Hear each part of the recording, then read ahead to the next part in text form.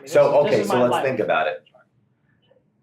Because it's so easy to do it without anyone, and we're in the information age, we have access to vet people and to see what their track record is and to basically decide, do we trust them or not?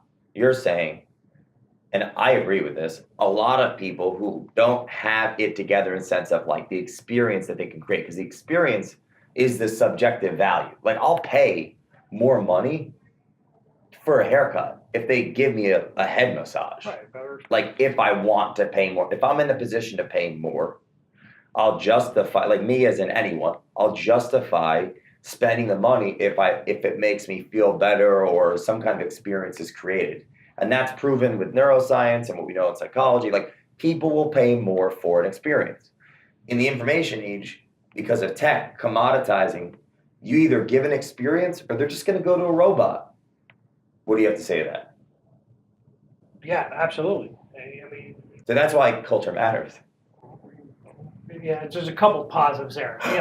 Giving an experience is super important. Having the robot. Nowadays they actually have little kiosks. You walk in the house and there's like a digital LCD screen, and you talk to a screen about buying the house. Have you seen them yet? No.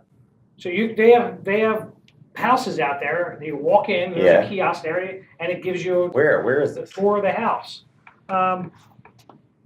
I don't know exactly where it's at, but if you Google, I like to see what the correct terminology is. But there's houses out there. There's not a real estate agent. You go No in, agent. There's a stand-up kiosk with an LED screen. You punch in, you log in. It gives you can do like a dollhouse or digital tour of the property, and also view the property. You're just gonna blow your mind when you see it. Well, let's think about this, right? Like I've never heard of this, but let's just think. In Japan right now, there is a robot that a man made that she can have a full-blown conversation with you.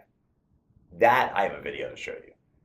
And then about 6 months ago, they just made, in Saudi Arabia, they gave an artificial intelligent robot woman rights.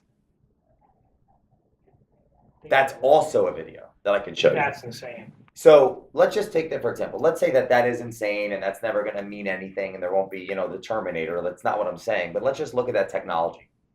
If they could have technology for that, and they also are trying to make sex robots, another conversation. But if they're working on those two things, why not just have an artificial intelligence that you go in the house, they show you the tour, and your money is in your account, and there's money in the other person's account, and you sign all the stuff you got to sign, and the algorithm just does it. Why would I need you?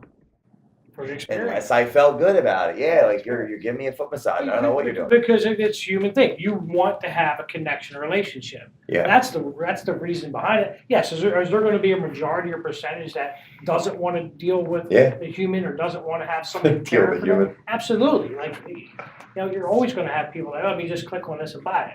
But the majority of people want to be cared for, they want to be nurtured. It brings us back to the beginning of our conversation, which, like, to me, my perspective, and I want your feedback, is like going full circle. The beginning of our conversation, you asked me how I feel about, because there's a lot of youth, especially, that get a lot of heat for attempting to be this, attempting to be a coach, a speaker, whatever. And my response to that was, know what you're doing and focus on that, and the marketplace will weed you out. In the coming age, like that same idea to basically think, to practice thinking.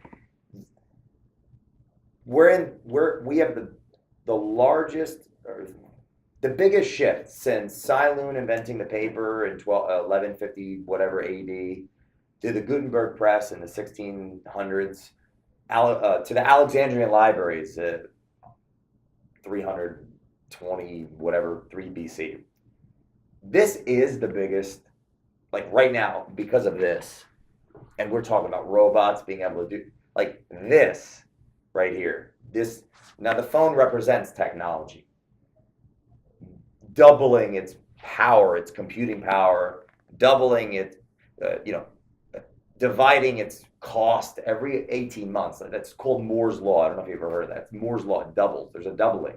And that's why I went from having a computer that's like in 1960, it was $60 million to today, this is better, and it's like a couple hundred. So it's interesting because the future profession, like 20 years from now, of your business, I'm curious to see what it would be. Because that's the point. It's like we're coming into the biggest shift the world has ever seen, that the world's never thought of because it's never happened. Have you ever thought of that?